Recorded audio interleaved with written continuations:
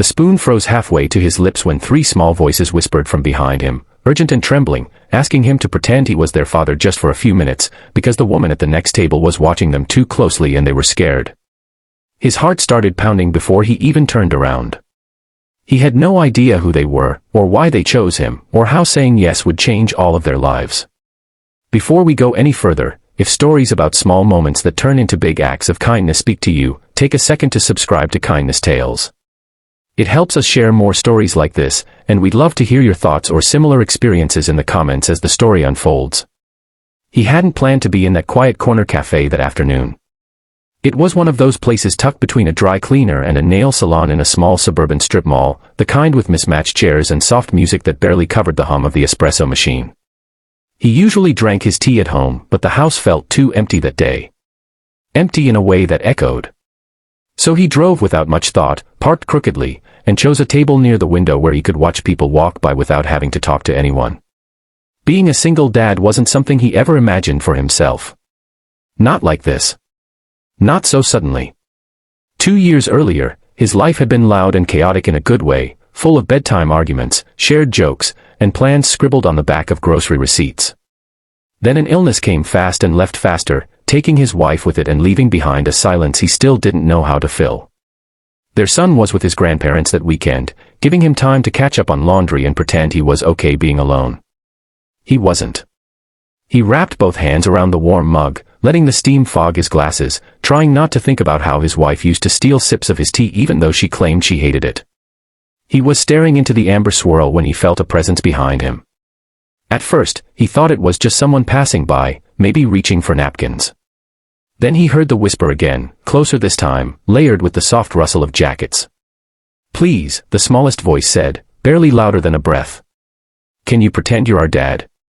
He turned slowly, half expecting a prank, half expecting nothing at all. Instead, he saw three identical girls standing shoulder to shoulder. Triplets, he realized instantly. They couldn't have been more than 7 or 8. Same dark curls pulled into uneven ponytails. Same oversized hoodies, sleeves covering their hands. Same wide eyes fixed on his face with a mix of hope and fear. Before he could answer, one of them slipped into the chair across from him. Another leaned against the table. The third stayed standing but grabbed his sleeve with a grip that surprised him with its strength. She whispered again that the lady over there kept asking them where their parents were, and they didn't know what to say anymore. His first instinct was panic. He was a dad, yes, but not their dad. He didn't know these girls. He didn't know the situation. Every warning instinct in his body flared. But then he looked at their faces more closely. The slight tremble in their chins. The way they huddled together like a single unit. The raw relief that flickered when he didn't immediately push them away. He swallowed and nodded once. Just once.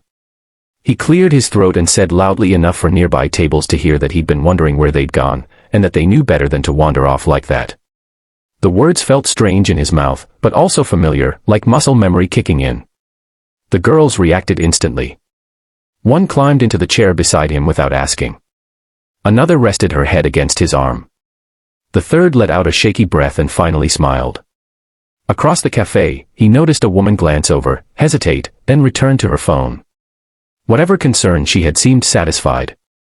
For a moment, none of them spoke.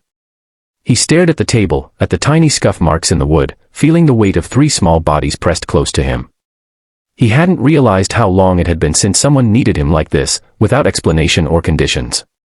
When the barista called out an order, the girl nearest to him flinched. He gently shifted his arm so it rested around her shoulders, a simple protective gesture he'd done 1,000 times before. She relaxed instantly. That was when he understood this wasn't about pretending. Not really. It was about safety. He asked softly where their parents were, careful not to draw attention. One of them explained that their mom worked double shifts at the hospital. Their dad wasn't around anymore. They usually walked home together after school, but that day a storm rolled in suddenly. Rain poured down so hard they couldn't see the sidewalk. They ducked into the cafe to wait it out, but time passed and their mom hadn't answered her phone yet. Then the questions started. From customers. From staff. Are you lost? Where's your mom? Do you know your address? They did know. All of it. But after the fifth person asked, their voices stopped working right. He listened without interrupting, nodding slowly, letting them speak at their own pace. He ordered 3 hot chocolates, extra whipped cream, and watched their eyes light up when the mugs arrived. The smallest one insisted on stirring all of them, even though it made a mess. He didn't mind. He found himself smiling, really smiling, for the first time in weeks. Time passed in an odd, gentle blur. They told him about their school, how teachers mixed them up even though they insisted they were different. One liked math, one liked drawing, one liked bugs. He told them about his son, how he always lost his shoes and asked too many questions. They laughed at that, the kind of laughter that comes easy and honest. When his phone buzzed with a text from his son asking when he'd be home, the girls leaned in to read it, as if they were already part of his life. He felt a pang then, sharp and unexpected. Not sadness exactly. Something warmer. Something dangerous. Eventually, a woman burst through the cafe door, hair damp from rain, eyes frantic as they scanned the room. The triplets spotted her first and jumped up, calling out. She rushed over, dropping her bag, pulling them into a fierce hug, apologizing over and over in a rush of breathless words. She looked up at him then, confusion flickering across her face before understanding settled in. She thanked him in a voice that cracked, explaining how her shift ran late, how her phone died, how terrified she'd been. He waved it off, saying anyone would have done the same, though he knew that wasn't entirely true. As they prepared to leave, one of the girls tugged on his sleeve again and asked if he'd be back tomorrow. The question caught him off guard. He said he wasn't sure. She nodded like that was enough, then hugged him quickly, fierce and brief, before running to her mom. He watched them go, feeling the cafe grow quiet again. His tea was cold now. He didn't drink it. Instead, he sat there a little longer, replaying the afternoon in his mind, wondering why those girls chose him. Maybe it was the tired look in his eyes. Maybe it was the way he sat alone but didn't seem closed off. Maybe kindness recognizes kindness before words ever do. The next day, he found himself driving back to the cafe without quite deciding to. The barista smiled knowingly. He ordered tea. He waited. The door opened, and there they were, damp ponytails, bright smiles, waving like he'd been gone for years instead of hours. Their mom followed, calmer this time, carrying gratitude in the way she moved. They didn't sit together for long. Just a few minutes. Just enough to check in. But it became a habit. Not every day. Not scheduled.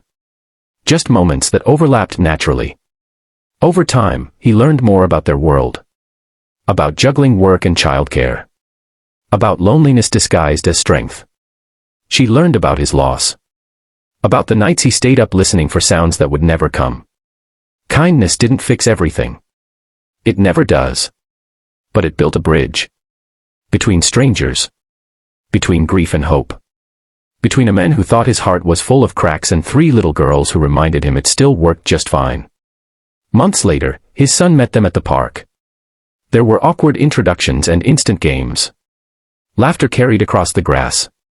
Adults watched from benches, surprised by how easily children accept what grown-ups overthink. It didn't turn into a fairy tale. It turned into something better. A community. A shared table. Extra chairs pulled up when needed. Looking back, he realized that the most important moments in life rarely announce themselves. They arrive as whispers. As small hands on your sleeve. As a simple request to pretend, just for a moment, that you belong to each other. That afternoon in the cafe didn't change the past. It didn't erase loss or struggle. But it changed the shape of the future. It reminded him that kindness isn't about grand gestures or perfect timing.